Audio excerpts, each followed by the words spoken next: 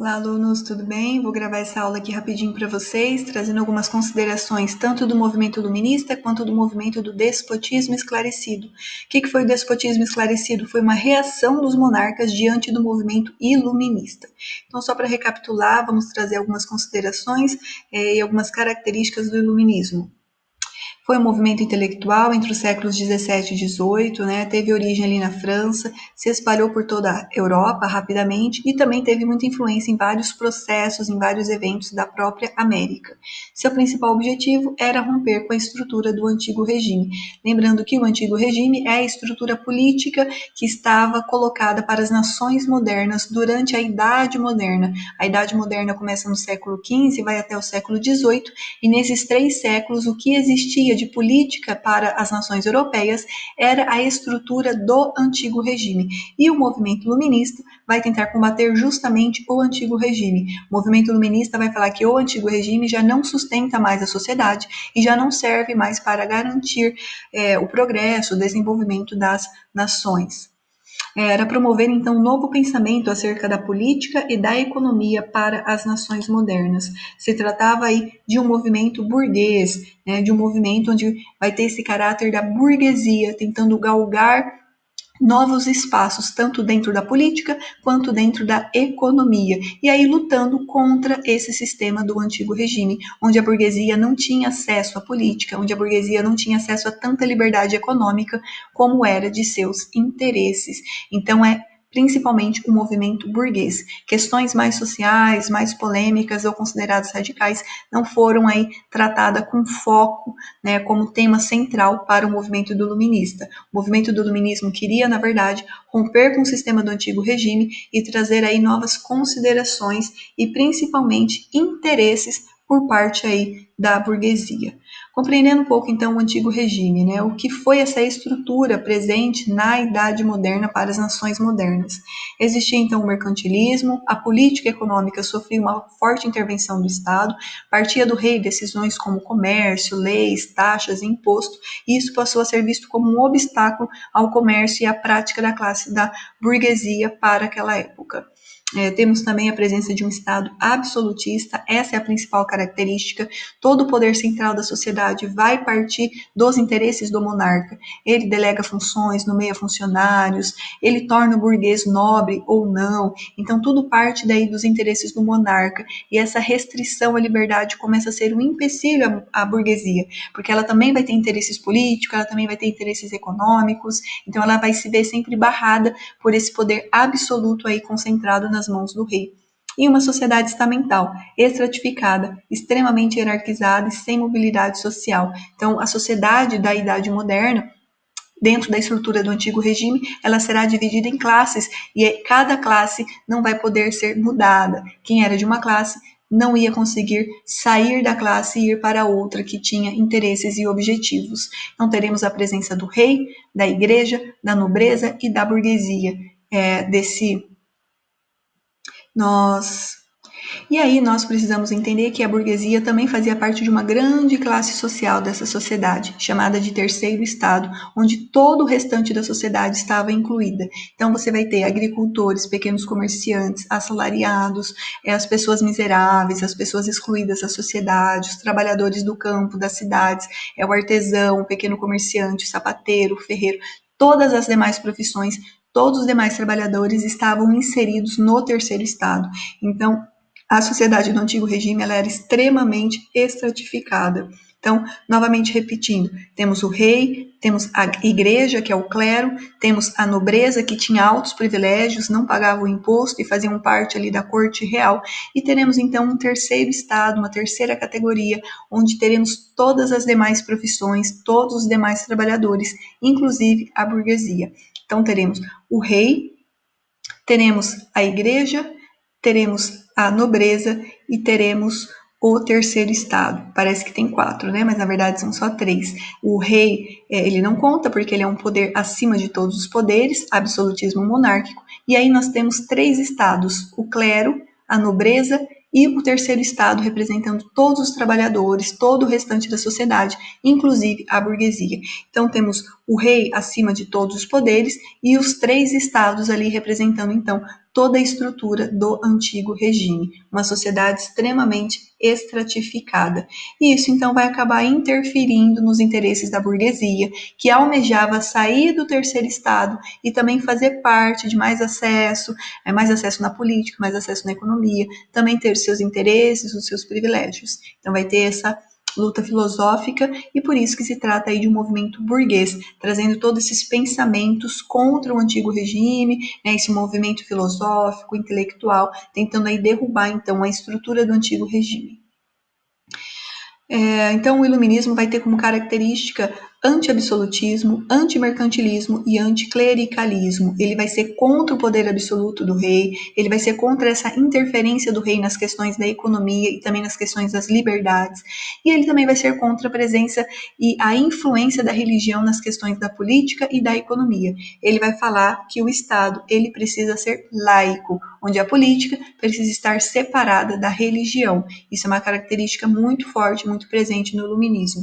Também ele vai trazer outras características que a gente já viu em aulas passadas, né? A questão da razão, o avanço da ciência, a questão de trazer mais luz para os pensamentos filosóficos, políticos, econômicos, separar de fato a política da religião, trazendo então a questão do uso da racionalidade para a política, para a economia e para todas as questões da sociedade. Por isso que vai trabalhar muito com as questões da liberdade. O homem precisava ser livre para atuar na política, o homem precisava ser livre para atuar na economia, para ter a sua liberdade individual também. Então, todas essas questões da política de um lado, a religião do outro, tudo bem explicado, sempre com o uso da razão, trazendo essa luz. Por isso que o movimento se chama movimento iluminista, onde vai estar trazendo essa luz, essa racionalidade para a questão da sociedade.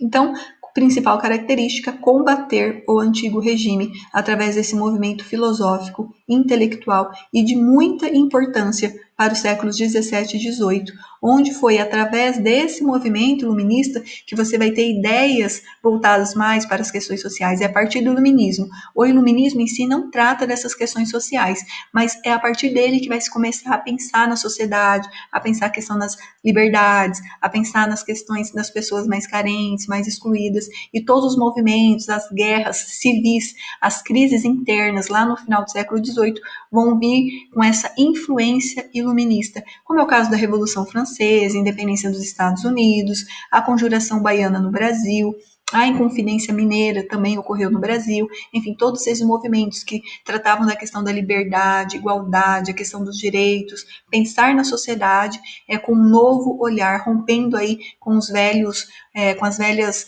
paradigmas, com os velhos paradigmas da sociedade até então. Então, esse aí é o movimento do iluminista. Então, esse movimento do iluminismo ele vai trazer essas questões com mais luz, mais racionalidade, separando política e religião. E os monarcas, nesse período do século 17 e 18, estão vendo esse movimento do iluminismo acontecer. Então, qual vai ser a reação deles? A reação dos monarcas, dos reis, né, do antigo regime, vai ser a reação do movimento chamado despotismo esclarecido. Então, é a reação dos monarcas diante do movimento do iluminismo. O que aconteceu com esses monarcas, né? Quais foram as reações deles? Foram monarcas, alguns, claro, né, que aderiram a alguns preceitos do movimento iluminista. Então, alguns monarcas entenderam que não podiam lutar contra o movimento e acabaram aí cedendo a muitas ideias do movimento do iluminismo. Na verdade, né, esses monarcas vão ter grande receio de possíveis crises ou mesmo maiores agitações em seu governo. E aí, com esse medo, para evitar maiores agitações, maiores problemas, eles acabam então aderindo a muitos movimentos e a muitas ações do movimento do iluminismo. Significava com isso modernizar o Estado, garantir o apoio burguês, contudo, sem abandonar os fatores absolutistas. Os monarcas não abrem mão do seu poder absoluto, mas conseguem em algumas ações consideradas ações iluministas. É por isso que a gente dá o nome de déspotas esclarecidos. Eles continuavam déspotas, continuavam como poderes absolutos, mas tinham muitas ações esclarecidas, ações que vão lembrar aí o movimento iluminista acontecendo. para o povo, mas sem o povo. Então vai ter modernização, vai ter algumas leis de melhoria, vai ter um incentivo à ciência, vai ter a permissão de liberdades religiosas no seu reino, né, no governo ali do monarca, ele vai permitir outras religiões, vai também incentivar os estudos, um pouco da cultura, mas sem perder o seu caráter de poder absolutista. Então, isso é muito importante a gente estar lembrando. Em primeiro lugar, é importante destacar que as monarquias absolutistas europeias estavam em crise em função das transformações causadas pelos ideais iluministas e liberais. Então, as monarquias já se vê em crise, já se vê com uma forte oposição liderada aí pela classe da burguesia. Então, ela precisava tomar uma atitude diante desses movimentos. Desse modo, os déspotas esclarecidos implementaram as reformas necessárias para manter o poder, ao mesmo tempo que reestruturavam seus governos para serem mais eficientes. Então, de fato, muitos ideais iluministas favoreceram esses estados, permitiram aí uma maior eficiência para as administrações naquele momento. Entretanto, os ideais iluministas adotados foram apenas aquelas que não prejudicariam a forma de governo absolutista e de direito divino. Lembra do direito divino, né, onde vai ter aqueles teóricos falando que o rei vai ter a bênção de Deus, a bênção da igreja, onde ele podia tomar qualquer decisão sem oposição. Então, os absolutistas, dos déspotas esclarecidos, vão ter atitudes iluministas, mas não perdendo seu caráter absolutista, que estava em jogo. Apenas os saberes úteis na tomada de decisões político-administrativas foram empregados, a fim de dinamizar principalmente a economia nacional. Foram deixados de lado princípios democratizantes e liberais do iluminismo. Então, alguns pontos mais radicais os monarcas não aderiram. Eles só aderiram a algumas ações que pudessem tornar o Estado mais eficiente e principalmente não perder o seu caráter absolutista. E aqui a gente traz então alguns déspotas, né, e as suas ações diante do movimento do iluminismo. Entre as medidas tomadas estava mudar o panorama característico da Europa, adotando alguns ideais do iluminista, principalmente na região do leste europeu, que era uma região aí considerada com um certo atraso, tanto na política e principalmente na economia. Então era muito importante aí estar aderindo a alguns projetos do movimento iluminista. Os déspotas esclarecidos contribuíram então para um desenvolvimento principalmente cultural de suas nações. E aí vão usar o discurso paternalista, né? Eu vou conceder liberdade, eu vou melhorar a cultura, eu vou melhorar a questão das escolas, da economia, sempre trazendo então o sentido do poder absoluto do rei. Então, racionalizar a administração pública, incentivar a educação, estimular a produção de manufaturas e se afastar um pouco do poder da igreja e da influência religiosa. Muitos monarcas vão aí começar a separar a política da religião. Outros não, outros vão permanecer com a questão do direito divino, outros monarcas vão aderir a um processo de uma maior liberdade. Tá? Então teremos aí essas considerações e essas características. E aqui os principais déspotas e o que eles realizaram. Em Portugal teremos o Marquês de Pombal, que ele foi ministro, tá? Um ministro iluminista, aumentou o controle do Estado, incentivou o comércio, expulsou os jesuítas, né? Os jesuítas aí representam a igreja já não mais favorecia esse ideal de liberdade, essa economia, né? Essa questão desse avanço e dessa modernização do Estado. Na Áustria, teremos José II, um rei que vai estimular o desenvolvimento de manufatura, agricultura, liberou servos de várias regiões, desenvolveu a educação e taxou a propriedade na nobreza e do clero. Agora, nesse reino, no governo de José II, nobreza e clero começaram a pagar imposto, que é uma característica do movimento iluminista. Na Prússia teremos Frederico, que vai organizar militarmente, vai expandir o território, estimulou o desenvolvimento industrial, incentivou a educação, fundou várias escolas, promoveu aí a formação de educadores voltados aí para essa educação mais laica, essa educação voltada mais para a sociedade como um todo. E na Rússia teremos então Catarina Grande, que incentivou a cultura e promoveu algumas transformações sociais baseadas nas ideias iluministas, principalmente na questão da cultura e da educação, criando escolas, promovendo um avanço da cultura, pelo seu reino durante o seu governo. Então, esses aí são alguns déspotas esclarecidos que tomaram algumas medidas e algumas ações iluministas para trazer ao seu reinado, mas sem perder o caráter absolutista, tá? Então, isso é muito importante a gente ter em mente, que eles não tinham nenhum interesse em perder o seu poder absolutista, em perder o seu caráter de poder real e poder centralizado. Por isso que eles se chamam déspotas esclarecidos. Vão pegar algumas ações do movimento iluminista, trazer para o seu reino, mas continuar como déspota, continuar como rei e continuar aí como monarcas absolutistas que eles já eram. Bom, é isso, espero que vocês tenham gostado. Nos vemos então na próxima aula com novos conteúdos. Obrigada e até a próxima.